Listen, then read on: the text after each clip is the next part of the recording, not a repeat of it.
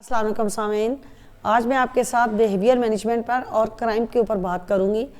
آپ دیکھ رہے ہیں کہ ہمارے معاشرے میں رویوں میں کس طرح تبدیلی آ رہی ہے۔ ہم لوگوں کا یہ مزاج بن گیا ہے کہ ہم لوگوں نے برائی کی طرف دیکھ کر آنکھیں بند کر لی ہیں۔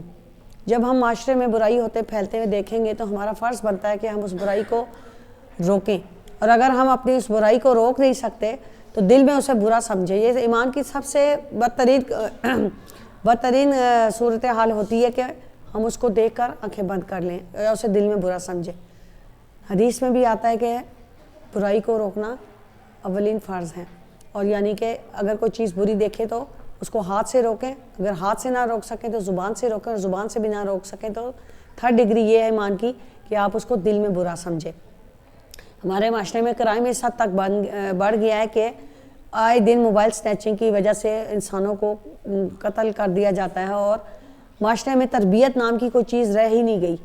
ماں باپ بھی بچوں کو سمجھا رہے ہیں اور والدین بھی بچوں کو سمجھا رہے ہیں، لیکن بچوں پہ اثر نہیں ہو رہا۔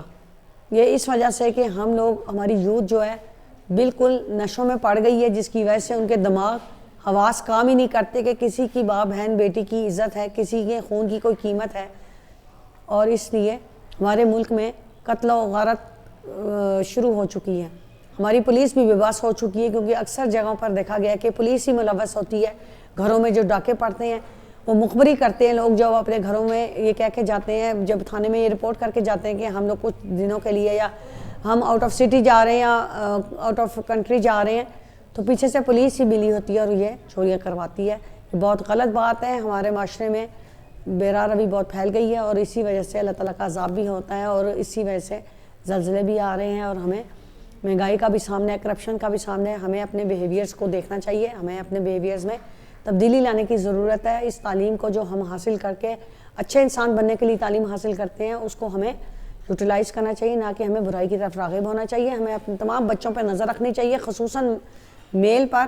یہ جن بچوں کے والدین ان کو موٹر سائیکل لے کے دیتے ہیں اور انہیں نہیں پتہ کہ ان کے بچے جو ہیں نشوں میں پڑے ہوئے ہیں اور ساتھ میں موبائل سنیچنگ میں اور قتل میں ملوث ہوتے ہیں، اور پھر جب یہ تھانوں میں بند ہوتے ہیں تو ہمارے والدین اٹھ کے جا کے کہتے ہیں کہ نہیں، پولیس نے غلط ایکشن لیا ہے، ہمارے بچوں پہ ایف آئی آر دی ہے۔ چھوٹے چھوٹے بچے جو بائک چلا رہے ہیں اور یہ موبائل سنیچنگ کر رہے ہیں، اور یہ بہت زیادہ غلط بات ہے، اس کو کنڈیم کرنا چاہیے۔